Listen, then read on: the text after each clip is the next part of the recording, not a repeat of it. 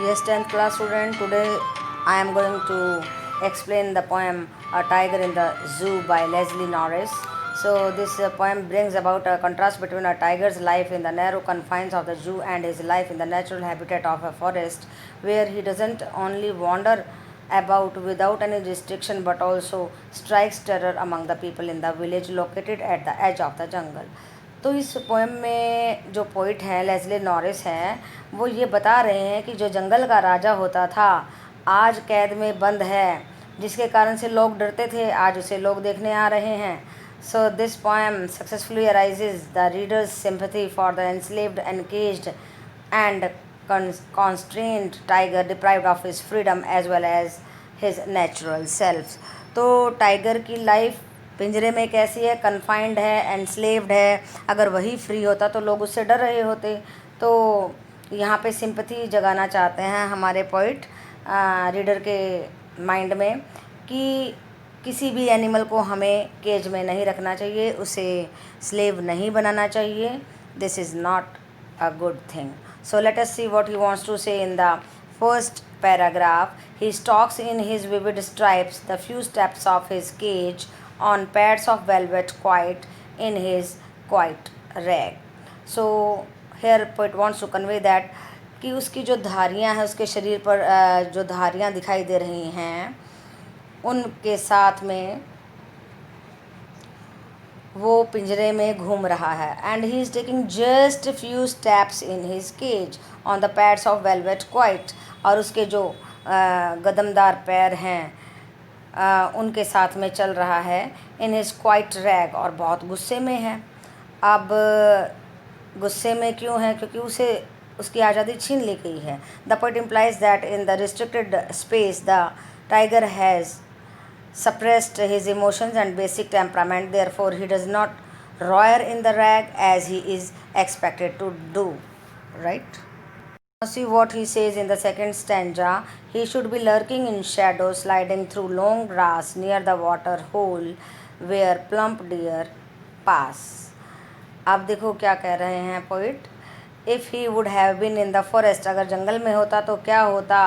वो स्लोली आता टाइगर, और लर्किंग इन शेडो, बिल्कुल आराम से धीरे से, sliding through the long grass में से खिसकते हुए, नियर द वाटर होल, और पानी की जगह, पानी के पोंड की जगह पे आता. वेयर प्लम्प डियर पास, जहाँ पे एनिमल पानी पीने आते हैं तो वहाँ पे उसे एक मोटा सा हिरन दिखाई देता, और फिर वो उस हिरन का शिकार करने में उसे आसानी हो जाती. तो in other words the tiger should be left in the wild to hunt and gather his own food rather than be fed by the zoo authorities. अब तो उसे जू की अथॉरिटीज़ के अकॉर्डिंगली खाना पड़ता है, जो दे जाते हैं खा लेते हैं. लेकिन वहाँ पे वो खुद अपनी मर्ज़ी से शिकार करता, हिरन को पकड़ता, उसे कितना अच्छा लगता, खुद शिकार करता और खुद अपनी मर्ज़ी से जिसका भी शिकार करना चाहता था उसी को खाता. तो उसकी फ्रीडम को यहाँ पे रोक लिया गया है. Let us see the third stanza now. He should be snarling around houses at the jungle's edge, baring his white fangs, his claws terrorizing the village. देखो क्या कह रहे हैं पोइट यहाँ पे. He should be snarling around the houses. उसे आज़ाद होना चाहिए था घरों के आसपास में दहाड़ते हुए. एट द जंगल्स एज, जंगल के किनारे पे. वो कहता ना मैं जंगल का राजा हूँ तो यहाँ तक मेरी बाउंड्री है, तो यहाँ तक कोई नहीं आ सकता. I am the king of this jungle, baring his white fangs, और अपने दांतों को निपोड़ते हुए, दिखाते हुए, हिज क्लॉज, और कितने खतरनाक उसके पंजे हैं जिनसे लोग डरते हैं. टेरराइजिंग द विलेज, और उससे वो सबको डरा रहा है. सो in this state the tiger should be running around near the houses at the edge of the jungle. He should be growing in his low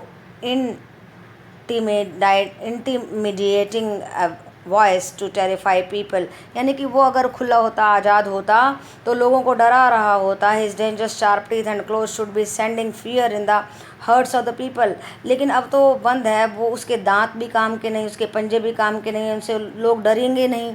तो living in the village on the outskirts of the jungle, और अगर वो वहाँ पे जंगल के किनारे पे दहाड़ता तो लोग उससे डरे होते. लेकिन अब लोग भी बड़े आराम से जा रहे हैं, देख रहे हैं, and there is no fear.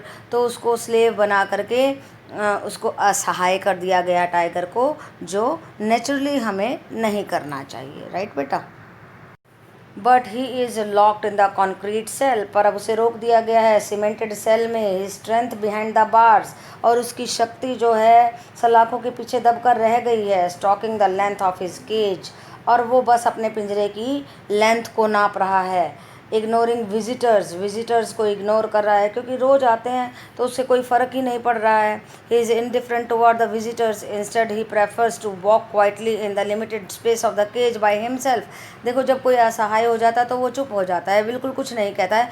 ऐसे ही इस टाइगर का गुस्सा है, जो वो ढीला पड़ गया है। वो चुपचाप गुस्से को अंदर समेटे हुए इधर से उधर अपने पिंजरे में टहल रहा है। He hears the last voice at night, the patrolling car, and stares with his brilliant eyes at the brilliant stars. तो अब क्या करता है, रात को लास्ट वॉइस जो पेट्रोलिंग कार्स हैं, जू के अथॉरिटीज़ हैं, वो चेक करने आते हैं कि सब कुछ ठीक ठाक है या नहीं। लास्ट वॉइस उस कार की सुनता है, and stairs with his brilliant eyes, और अपनी ब्रिलियंट आइज़ से, चमकदार आँखों से तारों को देखता है। एट द ब्रिलियंट स्टार्स, और चमकते हुए तारों को देखता है। तो उसकी लाइफ में कुछ नहीं रह गया है, बस एक कंक्रीट सेल है, उसमें मूव करता है, उसकी फ्रीडम छीन ली गई है। और लास्ट में अथॉरिटीज़ को देखता है, और विजिटर्स आते हैं तो उनसे इंडिफरेंट है, कोई असर ही नहीं पड़ रहा है, वो बिल्कुल कोल्ड हो गया है। तो स्टार्स को देखता है, बस इसकी यही लाइफ रह गई है। तो पिंजरे में जो भी जानवर होते हैं वो बेचारे ऐसे ही होते हैं, असहाय हो जाते हैं, कुछ नहीं कर पाते हैं।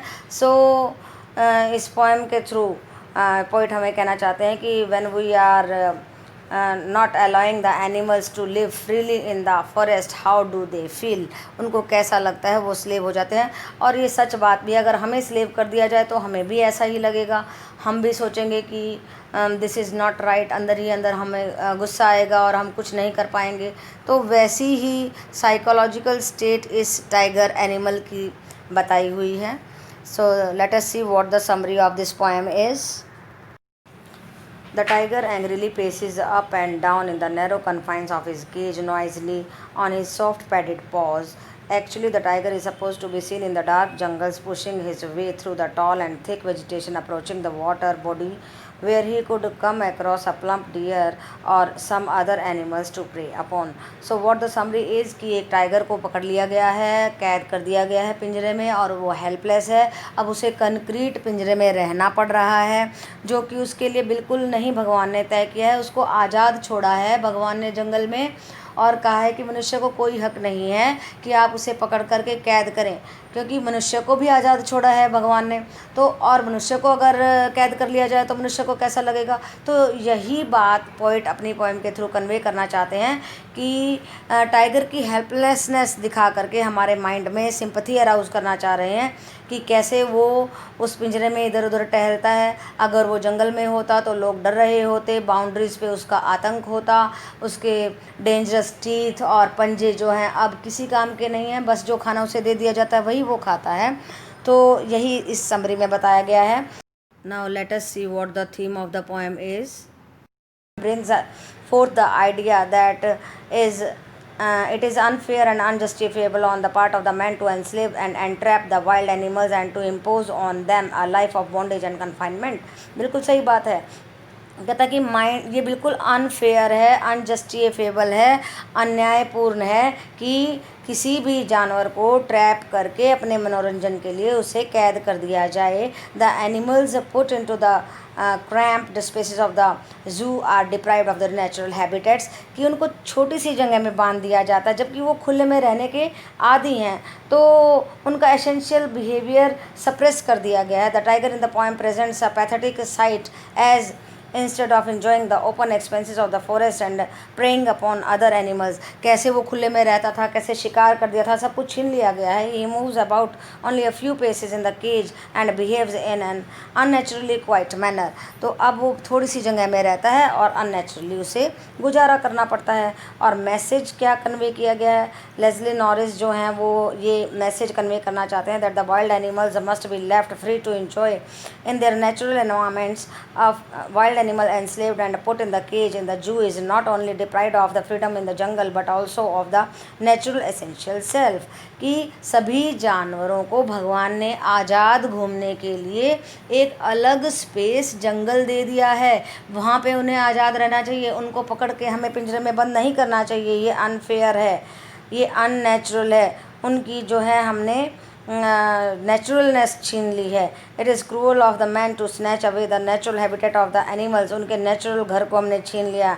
The pathetic sight of the tiger in the zoo thus conveys the message that wild animals survive better in the natural habitat, कि जो वाइल्ड एनिमल है वो अपने नेचुरल हैबिटेट में ही अच्छा फील करते हैं.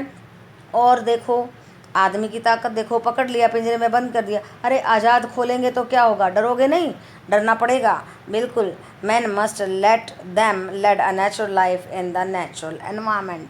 तो जो है मैन जैसे नेचुरली रहता है नेचुरल एनवायरनमेंट में, तो एनिमल्स को भी अधिकार है नेचुरली रहना नेचुरल एनवायरनमेंट में, राइट बेटा. तो थीम देखिए, थीम भी यही है कि बिल्कुल अनजस्टिफिएबल है, हमें जो है अनजस्टिस कर रहे हैं अगर उनको स्लेव बनाते हैं एनिमल्स को, उनको क्रैम्प्ड स्पेसिस में अगर हमने उनको रख लिया है तो बिल्कुल अनजस्ट बात है. तो टाइटल भी ये कहता है कि अ टाइगर इन द जू. टाइटल देखते ही हमें पता चल जाता है कि सारी की सारी पोएम हमारी मेंटल स्टेट और physical state of the tiger को बता रही है कि उसको कैसे हमने उसमें रखा हुआ है. So the poem also presents a picture of absolutely contrasting life of the tiger in his natural habitat of the forest.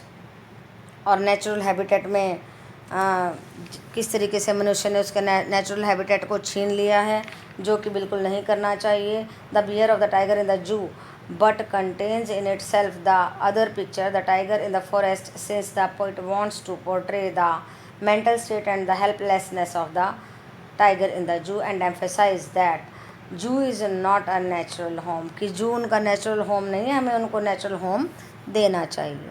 So let us see which literary devices have been used in this poem. Alliteration. Alliteration is a literary device in which the same sound occur at the beginning of the adjacent or the closely connected words. Poet employ alliteration to make lines lyrical or to emphasize certain points. तो कुछ points को emphasize करने के लिए poet use करता है, और ये रिपीटिशन ऑफ द साउंड होती है, जैसे stalks in his vivid stripes, तो एस रिपीट हो गया. Locked in the concrete cell, C concrete में और सी सेल में रिपीट हो गया. के साउंड हो गया ना वो, तो के साउंड रिपीट हो गया. हिज स्ट्रेंथ बिहाइंड बार्स, ब साउंड रिपीट हो गया. तो रेपिटिशन देखिए क्या होता है. Poet often repeats single word or phrases in lines, sometimes even the whole stanza at the interval to create musical effect. तो म्यूज़िकल इफ़ेक्ट या किसी पॉइंट को एम्फेसाइज करने के लिए, to lend unity to a piece, तो unity देने के लिए पोइट इस्तेमाल करता है. तो देखिए कैसे यूज़ किया है. वेलवेट, क्वाइट, क्वाइट रैग, तो क्वाइट को यूज़ कर लिया उसने, यहाँ पे रिपीट किया है. क्वाइट रैग को बार बार यूज़ किया है, क्वाइट वर्ड को यूज़ किया है, तो यहाँ पे उसने क्या किया, रेपिटेशन किया. On the next page brilliant eyes, brilliant stars use किया है. तो ऑक्सीमोरोन देखिए क्या होता है. An oxymoron is a figure of the speech where two contradictory words or the ideas are put together. The figure of the speech is used to draw attention to the apparent contradiction. Its usage makes writing smooth and crisp. तो oxymoron क्या होता है, जहाँ पे दो speeches जो कि contradictory, दो वर्ड्स कॉन्ट्राडिक्टरी, जैसे क्वाइट शांत, रैग गुस्सा, तो दोनों के दोनों अपोजिट हैं, इनको यूज़ किया है. ट्रांसपोर्ट एपिथेट क्या होता है. Transport epithet is a poetic device in which N adjacent in which an adjective is used not with the noun which is it normally qualifies but with the some other noun. तो जिसको ये qualify कर रहा ना उसके साथ नहीं लगाया जाता, दूसरे के साथ लगाया जाता है. एग्जाम्पल देखो, quiet rage. Here it is not the rage that is quiet, गुस्सा शांत नहीं है पर टाइगर शांत है. तो टाइगर को के साथ में ये लगाने की कोशिश की है और लगा दिया इन्होंने रैग के साथ में. Therefore the modifier quite is a transferred epithet. Now see what imagery is. Imagery refers to the usage of the language in such a way as to create the vivid pictures or the images through the words. तो words के through जो vivid pictures show करता है poet, वो होती है imagery. A tiger in the zoo in is rich in imagery as the readers can visualize a tiger with striped body walking quietly in the cage. तो striped body कहने से क्या हुआ, हमारे अंदर एक इमेजिनेशन आती है टाइगर की कि टाइगर कैसा होगा. Contrast there is also imagery of the forest showing a tiger gliding stealthily through tall thick vegetation or threatening people with his terrifying teeth and sharp claws. तो देखो जब वो पोइट कहता है कि ग्लाइडिंग स्टीलथली, चोरी से आ रहा है, तो पिक्चर क्रिएट होती है threatening people with a terrifying teeth sharp close, तो उससे पता चल रहा है कि टाइगर कैसा भयानक होता है. तो वो इमेजरी होती है. मेटाफर क्या होता है? Metaphor is a figure of the speech that is use to make a comparison between two things. दो चीज़ों में जब हम कंपैरिजन करते हैं, यस कंपैरिजन करते हैं, पर लाइक एंड एज यूज़ नहीं करते हैं. देखिए example, on pads of velvet quiet. तो pads of velvet, velvet like use किया है हमने, बट लाइक को यूज़ नहीं किया. The poet compares the pads of the tiger's feet with velvet since both are soft. Velvet भी soft होता है, टाइगर के फीट भी सॉफ्ट है, लेकिन हमने लाइक एंड एज यूज़ नहीं किया है. So let us see what the rhyme scheme is. All the 5 stanzas consisting of 4 lines each consistently follow the same rhyme scheme. A B C B use किया. देखो first paragraph में stripes, cage, quite, rag. तो A B C B use किया है. सभी stanzas में A B C B वाली rhyme scheme है. अभी देखो कुछ इंपॉर्टेंट क्वेश्चंस देखते हैं. Yes, textual question number first में देखो क्या कहता है. Find the phrase from the poem that describes the movements and the actions of the tiger in the cage and in the wild. कि वो उसकी केज में क्या मूवमेंट है और जंगल में क्या मूवमेंट होती. Phrases like stocks in the vivid stripes, quite rag in ignoring visitors, locked in the concrete cell, stalking the length of his cage, stares with his brilliant eyes, suggest the movement of the actions of the tiger in the cage. तो ये जितनी भी phrases अभी use की हैं मैंने, ये सारी उसकी मूवमेंट इन द केज बता रही हैं. तो lurking in the shadow, sliding through the long grass, snarling around the houses, baring his white fangs and terrorising the village. तो ये सारी फ्रेजेस हमें बता रही हैं कि वो जंगल में होता तो कैसा रिएक्ट करता और केज में है तो कैसे रिएक्ट कर रहा है. सेकंड क्वेश्चन देखो, what do you think is the effect of the repetition का क्या इफेक्ट होता है on pads of the velvet quiet in his quiet rage. देखो क्वाइट वर्ड को यूज़ किया है, तो quiet word emphasises the silence that prevails in the tiger's cage and the silence is not disturbed even the by the footsteps of the tiger. तो उसकी खुद की steps से भी डिस्टर्ब नहीं हो रहा है वो silence. Tiger as he has padded paws soft like velvet which produce no sound. जो बिल्कुल भी साउंड प्रोड्यूस नहीं कर रहा है, शांत है बिल्कुल. Moreover the tiger does not roar in anger because he has suppressed his natural self in the unnatural confines of the cage. तो अननेचुरल केज में जा कर के उसने अपनी सारी इच्छाओं को दबा दिया है, रॉयर नहीं कर रहा है, शांत हो गया है. तो ये क्वाइट वर्ड इस चीज़ को एम्फेसाइज कर रहा है. तो नेक्स्ट क्वेश्चन देखो क्या कहता है. How does the poet contrast the tiger in the जू and the tiger in the forest. तो कैसे कंपेयर करता है कि जू में है तो कैसा है और फॉरेस्ट में होता तो कैसा होता. तो poet has two settings in the poem, the Jew and the forest, to present through juxtaposition a contrast between the life of the tiger when engaged in Jew and the life in a forest. The life in the zoo represents slavery as the movements and the behavior of the tiger is restricted and his natural self has not been given to him and it is suppressed. On the contrary, the forest provides unlimited freedom to live a life of his choice in the natural habitat. तो जू में तो उसे slave बना दिया गया है, उसको नेचुरल एनवायरनमेंट नहीं मिल रहा है, लेकिन फॉरेस्ट में होता तो उसको नेचुरल सब कुछ मिलता और भगवान ने भी उसके लिए नेचुरल चीज़ ही दी है जीवन में जीने के लिए. तो हमें इसमें पोएम के थ्रू बताया है कि जू में जो है उसकी लाइफ कैसी है और फॉरेस्ट में कैसी होती. What is the expression his strength behind the bars emphasize. तो इस एक्सप्रेशन से क्या पता चलता है, his strength behind the bars. The poet implies that the strength of the tiger has been oppressed as he is a helpless. बहुत ही dangerous जानवर है लेकिन कैद में वो कैसा हो गया, helpless, enslaved encaged animal who cannot exercise in a zoo his strength to change at the people. जो जू में लोगों की तरफ जो है देख ही नहीं रहा है डरावनी नज़रों से. And the bars of the cage restrict his movement and his parts. और ये जो सलाखें हैं उसकी पार्ट्स को रिस्ट्रिक्ट कर रही हैं.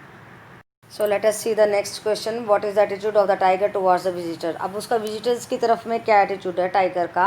The tiger shows utter indifference towards the visitor in the जू. वो बिल्कुल इनडिफरेंट है, उसको कोई मतलब नहीं है कौन आ रहा है कौन जा रहा है. He ignores them because he cannot terrify them. उनको इग्नोर कर रहा है क्योंकि उनको डरा ही नहीं पा रहा है ना वो. दैम और pounce upon them as he is imprisoned behind the bar. क्योंकि वो कैद है, वो कुछ नहीं कर सकता है, हेल्पलेस है, असहाय है. His natural ferocity which frightens people is of no use. उसकी नेचुरल फेरोसिटी का कोई भी यूज़ नहीं है यहाँ पे. Moreover he is probably offended at being treated merely as an object of entertainment as the visitors. तो उसका जो डरावना है, उसकी जो फेरोसिटी है वो कन्फाइन हो गई है इन बार्स के पीछे. Which frightens people is of no use he can not exercise. और वो अब उस कैपेसिटी को एक्सरसाइज ही नहीं कर पाता है क्योंकि लोग जो हैं उससे डर नहीं रहे हैं. तो उसकी शक्ति को ह्यूमन बीइंग्स ने कंट्रोल कर लिया है, कैद कर लिया है. तो ये थे क्वेश्चन आंसर्स बेटा, आपको ध्यान से प्रिपेयर करने हैं. ओके.